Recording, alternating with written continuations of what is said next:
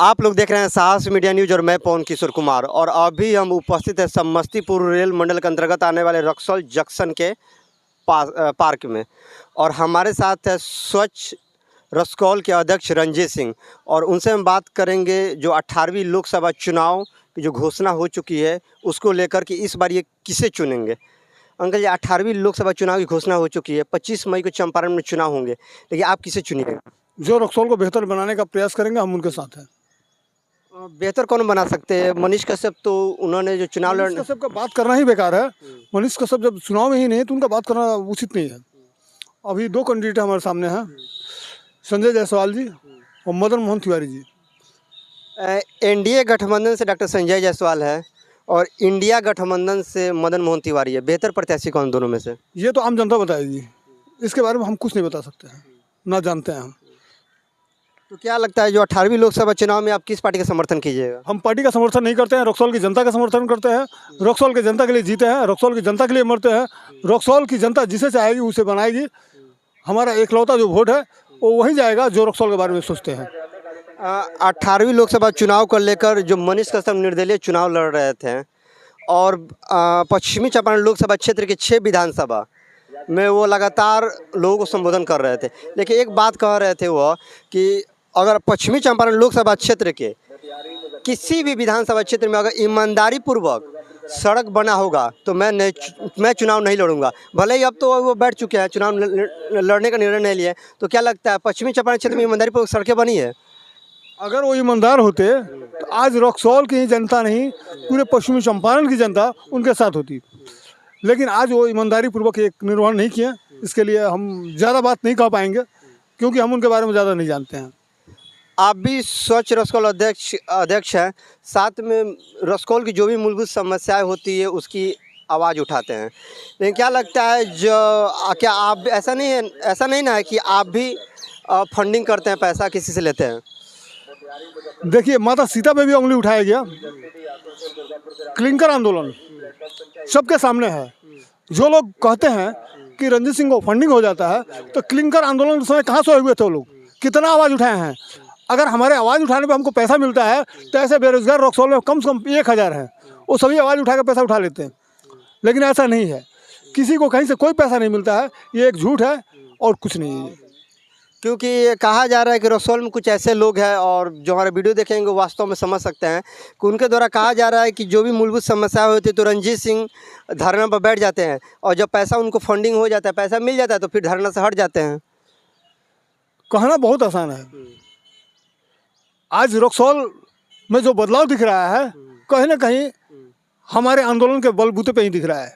और कौन सा ऐसा काम है जो नहीं हुआ है वो भी बताया जाए, उस पर भी हमारा काम चल रहा है। लगभग क्लिंकर आंदोलन, रोड के लिए, शमशान घाट के लिए, मोक्ष धाम के लिए सारे पे काम हुआ है। और पैसा हमको कौन देगा? रेल विभाग। गधे हैं वो लोग जो कहते हैं कि रंजीत सिंह को फंडिंग होता है। बेहुदा हैं वो लोग। ये वही लोग हैं जो रंजीत सिंह का विरोध कर रहे हैं, जो रक्सौल का विकास नहीं चाहते हैं। आप रक्सौल नगर परिषद के वार्ड नंबर 1 में शमशान घाट के लिए आवाज़ उठाया, और साथ में वहाँ पे जो गीला कचरा, सूखा कचरा के लिए जो शेड बन रहा था उस पर, लेकिन उस पर क्या कार्रवाई हुई कि नहीं हुई? अभी तक कोई कार्रवाई नहीं हुआ इस पे। आप लोग कितने बार न्यूज़ बनाए उसका भी? आप लोग मैंने स्वयं आपके साथ न्यूज़ बनाया था। आप लोगों को भी फंडिंग मिला होगा न्यूज़ बनाने के लिए और न्यूज़ रोकने के लिए। क्या मिला है आपको? हमने तो जो न्यूज़ बनाया वो न्यूज़ चलाया। नहीं, न्यूज़ बनाया है, उसके बाद भी तो फंडिंग हुआ होगा, क्योंकि दोबारा क्यों नहीं चलाया? नहीं, अगर फंडिंग होता तो हम लोग नहीं चलाते, हम लोग चलाया ना। तो हम भी तो आवाज़ उठाए ना, हम तो आवाज़ बार बार उठाते हैं। और रोड का भी उठा था तो रोड वहाँ से रातों रात वहाँ से रोड को हटा करके जो भी मेटेरियल था हटा करके दूसरा मेटेरियल लगा, तो वहाँ कौन सा पैसा हमको मिल गया? अगर कोई ठेकेदार आके बोले कि हाँ रंजीत सिंह को हम 10 रुपया दिए हैं और वो साबित करे कि हाँ रंजीत सिंह को दिए हैं तो बात माना जाएगा। रेल विभाग के खिलाफ आंदोलन करता है, ट्रेन चलाने के लिए मांग करते हैं, तो क्या हमको डीआरएम और रेल मंत्री ला के पैसा देते हैं? गधे लोग हैं वो जो कहते हैं कि रंजीत सिंह को फंडिंग होता है। रक्सौल नगर परिषद में जब चुनाव हो रहे थे तो उसमें जो ध्रुपदी देवी के पुत्र है सुरेश यादव, उन्होंने घोषणा की थी टेम्पू स्टैंड, बस स्टैंड और सीसीटीवी अभी आप कैम संसदीय क्षेत्र के लिए बात कर रहे नहीं, हैं। हम दोनों संसदीय क्षेत्र पर भी बात कर रहे हैं, लेकिन हमने कहा कि आपने कहा कि हम रक्सौल का जो विकास करेगा उसके साथ है, तो हम दोनों सोचे कि लोकसभा के साथ साथ ये रक्सौल नगर परिषद की जो मूलभूत समस्याएं हैं उस पर भी बात कर ले, क्योंकि आप किसी भी पार्टी का समर्थन नहीं कर रहे हैं। आप हमको एक बात बताइए, रक्सौल समस्याओं का शहर है। धीरे धीरे करके हम जैसे तैसे खींच के एक एक समस्या का समाधान करा रहे हैं। वो क्लिंकर का प्रदूषण से संबंधित हो, लाइट वेट ओवर ब्रिज का हो, रोड ओवर ब्रिज का हो, रोड का हो, नाले का हो, नल जल योजना का हो, अपने तन मन से कर्ज लेकर के हम ये काम करते हैं, ना कि किसी का फंड लेकर के। और ऐसे लोग कहते हैं तो भगवान पे भी उंगली उठाने पे नहीं चुकते हैं।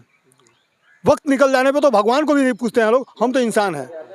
अच्छा, हम सवाल फिर नगर परिषद से ही रहेगा कि जो बस स्टैंड, टेम्पू स्टैंड है जो घोषणा किया गया था, तो क्या आपने इसके लिए कभी ये प्रश्न सुरेश यादव जी से क्यों नहीं करते हैं आप? सभापति माता जी के पुत्र से क्यों नहीं करते हैं? ये प्रश्न हमसे कैसे कर सकते हैं आप? जब वो बोले हुए थे तो उनसे ये प्रश्न क्यों उठाइए कि ऐसा क्यों कर रहे हो? अभी हमारा रक्सौल जाम मुक्त नहीं हो पाया। जो हमारे फुटपाथ विक्रेता है उनके लिए जगह का आवंटन नहीं हुआ, उनको भी जगह मिलना चाहिए था। आज हमारे रक्सौल में पार्किंग का व्यवस्था नहीं है। पार्किंग का व्यवस्था करने का जिम्मेदारी किसका है? नगर परिषद का है। क्यों सोए हुए हैं वो? उठे जगह और पार्किंग का व्यवस्था करें। तो आपने कहा कि ध्रुपति देवी से सवाल करने का, आपने सही कहा कि उनसे भी सवाल होना चाहिए, जो अभी तक हम लोगों ने कहीं ना कहीं नहीं किया उनकी घोषणा के बाद भी, लेकिन उनसे उन सभी पहलुओं पर सवाल करना चाहिए कि उन्होंने बस स्टैंड, टेम्पू स्टैंड, उसके बाद रक्सौल नगर परिषद के सभी चौक चौराहे पर सीसीटीवी कैमरा लगाने की बात की थी, और उन्होंने कहा था कि रक्सौल नगर परिषद को सबसे स्वच्छ बनाएंगे। लेकिन आपको बता दें कि भारत के सबसे स्वच्छ शहर इंदौर और सूरत बन गया, जो सबसे बड़े शहर है, लेकिन एक छोटा सा शहर रक्सौल नगर परिषद को स्वच्छ नहीं बनाया जा सका। माननीय विधायक प्रमोद कुमार सिन्हा ने विधानसभा में आवाज़ उठाया ट्रैफिक व्यवस्था को लेकर, तो क्या लगता है कहाँ कमी रह गई कि अभी तक ट्रैफिक व्यवस्था चुस्त नहीं होने की वजह से अभी बच्चे स्कूल जाने में लेट हो रहे हैं, और जो मरीज उनकी तबीयत बिगड़ जाए चाहे दम तोड़ जा रहे हैं? बिल्कुल दम तोड़ रहे हैं लोग, जाम में मर रहे हैं। कोई देखने सुनने वाला नहीं है। रक्सौल का कोई माई बाप नहीं है, रक्सौल का कोई भगवान नहीं है। यहाँ पे हम सभी मीडिया बंधु हो तो, आम नागरिक हो तो, नेताजी लोग हो तो, करण अर्जुन का तलाश में बैठे हुए हैं कि हमारा करण अर्जुन आएगा, रक्सौल को मोक्ष दिलाएगा। ऐसे नहीं होता है। जो रक्सौल की जनता हम पे उंगली उठा रही है, हमारे सामने आए, डिबेट करे और बताए कहाँ से पैसा लेते हैं हम। घटिया लोग हैं वो। तो चलिए, हमारे साथ स्वच्छ रक्सौल के अध्यक्ष रंजीत सिंह हैं। उन्होंने हमने 18वीं लोकसभा चुनाव को लेकर भी सवाल किए, और रक्सौल नगर परिषद के जो चेयरमैन ध्रुपति देवी है उनके साथ विधायक जी के लेकर कुछ सवाल किए। और ये है कि यहाँ पे रंजीत सिंह ने बोला कि खिचड़ी बन जा रहा है, लेकिन रंजीत सर ने कहा कि स्पष्ट है कि हम किसी भी पार्टी का समर्थन नहीं करेंगे। तो हमने सोचा कि जो रक्सौल की जो समस्याएं हैं उसको लेकर भी चर्चा किया जाए। तो चलिए, हमारा ये बातचीत कैसा लगा कमेंट में जवाब जरूर दे। समाज से बड़ा कोई धर्म नहीं। जय हिंद, जय भारत।